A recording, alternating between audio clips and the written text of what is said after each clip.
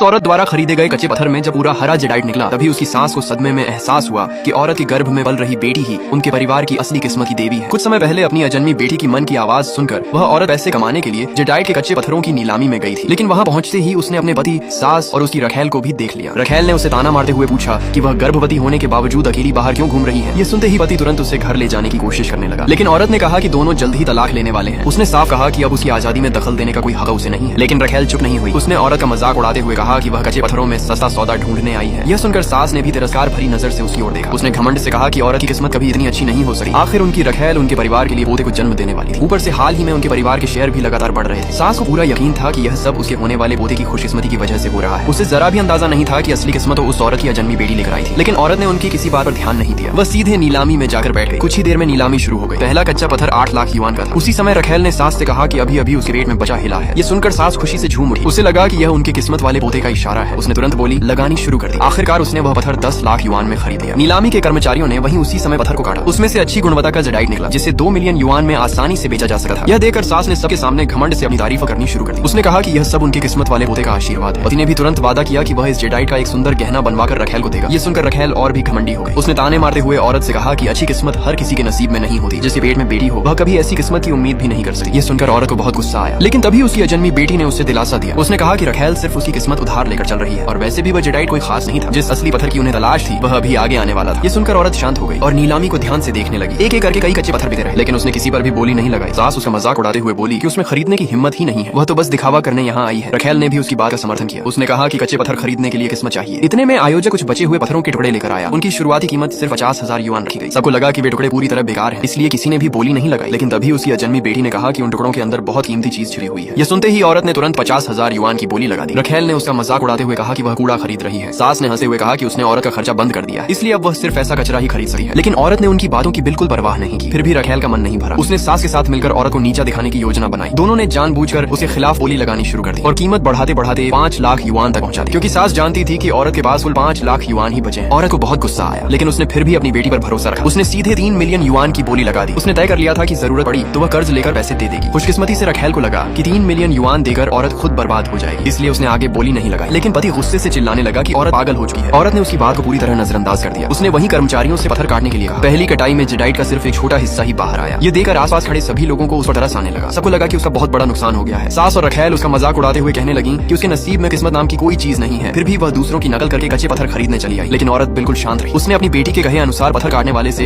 एक और कट लगाने को कहा। अगले ही पल वहाँ मौजूद पूरा नीलामी हॉल हैरानी से स्तब्ध रह गया। जब तक लोगों को यह पता नहीं चला कि औरत ने यूं ही उठाया हुआ लकड़ी का डिब्बा पूरे 100 मिलियन युआन का है, तब तक उसकी सास को यकीन नहीं हुआ कि उसके गर्भ में पल रही बेटी सच में किस्मत की देवी हो सकती है। कुछ समय पहले अपनी अजन्मी बेटी की मन की आवाज सुनकर वह औरत जेडाइट के कच्चे पत्थरों की नीलामी में गई थी। वहाँ उसने अपनी बेटी की सलाह पर एक कच्चा जेडाइट पत्थर खरीद लिया, लेकिन किसी ने भी नहीं सोचा था कि उसके अंदर से बेहद उच्च गुणवत्ता वाला विशाल जेडाइट निकलेगा। यह देखकर वहाँ मौजूद सभी लोग हैरान रह गए। एक कलेक्टर ने उसी समय उसे खरीदने के लिए 200 मिलियन युआन की पेशकश कर दी। पास में खड़े उसकी सास और पति, जो उसका मजाक उड़ाने का इंतजार कर रहे थे, अचानक शक में पड़ गए। उन्हें लगने लगा कि शायद उनके परिवार की असली किस्मत और शेयरों की तेज बढ़त का कारण रखेल के पेट में पल रहा बेटा नहीं, बल्कि औरत के गर्भ में पल रही बेटी है। यह देखकर रखेल जलन से भर गई। उसने औरत का अपमान करते हुए कहा कि एक अच्छा पत्थर निकल आने से उसकी किस्मत नहीं बदल जाएगी। आखिर उसके पेट में तो सिर्फ एक लड़की है, उसे पति की संपत्ति में कोई अधिकार नहीं मिल सकता। उसने ताना मारते हुए कहा कि कुछ ही दिनों में पति उसे तलाक देकर घर से निकाल देगा, फिर देखा जाएगा कि उसका घमंड कितने दिन टिका है। ये सुनकर औरत से रहा नहीं गया। उसने सीधे रखेल के गाल पर एक जोरदार थप्पड़ मार दिया। यह देखकर सास और पति तुरंत उसे डांटने के लिए आगे बढ़े, लेकिन इस बार औरत बिल्कुल नहीं डरी। उसने साफ कहा कि उसकी बेटी ही उसकी पूरी जिंदगी है। जो भी उसकी बेटी का अपमान करेगा या उसे नुकसान पहुंचाने की कोशिश करेगा वह उससे आखिरी सांस तक लड़ेगी। इतनी शांत और सहनशील औरत को पहली बार इस तरह गुस्से में देखकर पति और सास भी चुप हो गए। लेकिन उन्हें अब भी लगता था कि जेडाइट मिल जाना सिर्फ उसकी किस्मत का एक संयोग था। उन्हें भरोसा था कि एक साधारण गृहिणी 200 मिलियन युआन बहुत जल्दी उड़ा देगी। उन्हें क्या पता था कि जब से औरत अपनी बेटी के साथ गर्भवती हुई थी तब से उसकी किस्मत लगातार चमक रही थी। उस दिन वह जश्न मनाने के लिए मॉल में स्नैक्स खरीदने गई। संयोग से वह उस मॉल की 10 लाखवीं ग्राहक निकली। इनाम के रूप में उसे एक लग्जरी कार दे दी गई। मॉल से खुशी खुशी निकलते समय उसका पैर एक पत्थर से टकराया। जब उसने नीचे देखा तो वह पत्थर नहीं बल्कि सोने का एक बड़ा टुकड़ा था। औरत खुशी से झूम उठी, लेकिन तभी उसकी अजन्मी बेटी ने मन की आवाज से कहा कि यह तो सिर्फ छोटी मोटी किस्मत है, इससे भी बड़ी खुशकिस्मती आगे एंटीक मार्केट में उसका इंतजार कर रही है। अपनी बेटी के बताए रास्ते पर चलते हुए औरत एंटीक मार्केट पहुंच गई। कुछ देर बाद उसे पुरानी चीजों की दुकान दिखाई दी, लेकिन उसकी बेटी ने कहा कि दुकान पर रखी हर चीज नकली है। असल खजाना तो वह लकड़ी का डिब्बा है जिससे दुकानदार ने मेज को सहारा दिया हुआ है। बेटी ने तुरंत उससे वही डिब्बा खरीदने के लिए कहा, लेकिन औरत समझ गई कि अगर वह सीधे उसी डिब्बे की बात करेगी तो दुकानदार को शक हो जाएगा। इसलिए उसने मेज पर रखा एक हार पसंद आने का नाटक किया। उसने उसकी कीमत पूछी। दुकानदार ने तुरंत 80,000 युआन मांग ली, लेकिन औरत ने सिर्फ 80 युआन की बोली लगा दी। तभी दुकानदार समझ गया कि सामने वाली इतनी आसानी से ठगी नहीं जाएगी। काफी देर मोल भाव करने के बाद उसने वह हार 800 युआन में बेच दिया। इसी दौरान औरत ने कहा कि उसके साथ कोई डिब्बा भी मुफ्त में दे दिया जाए। दुकानदार दुकानदार ने मना कर दिया। उसने कहा कि मेज के नीचे रखे डिब्बे भी काफी कीमती हैं। तब औरत ने चालाकी से उसी लकड़ी के डिब्बे की मांग कर दी जिससे मेज को सहारा दिया गया था। दुकानदार ने उसका मजाक उड़ाते हुए कहा कि उसे छोटी छोटी चीजों का भी लालच है, लेकिन फिर भी उसने वह डिब्बा देने के लिए हामी भर दी। उसी समय वहाँ उसकी सास और रखेल भी पहुंचे। औरत को नीचा दिखाने के लिए रखेल ने तुरंत वही हार बहुत ऊंची कीमत पर खरीदने की बात कही। दुकानदार तो जैसे शिकार मिलने का इंतजार ही कर रहा था। उसने वही हार रखेल को पूरे 80,000 युआन में बेच दिया। यह देखकर औरत ने गुस्सा होने का नाटक किया। उसने दुकानदार को बेईमान कहा। फिर उसने मुआवजे के तौर पर वही लकड़ी का डिब्बा मांग लिया। दुकानदार अभी बड़ी कमाई करके खुश था, इसलिए उसने बिना कुछ सोचे समझे वह डिब्बा उसे दे दिया। लेकिन तभी वहाँ से गुजर रहे एक एंटीक विशेषज्ञ की नजर उस डिब्बे पर पड़ी। उसे देखते ही वह हैरानी से वहीं रुक गया।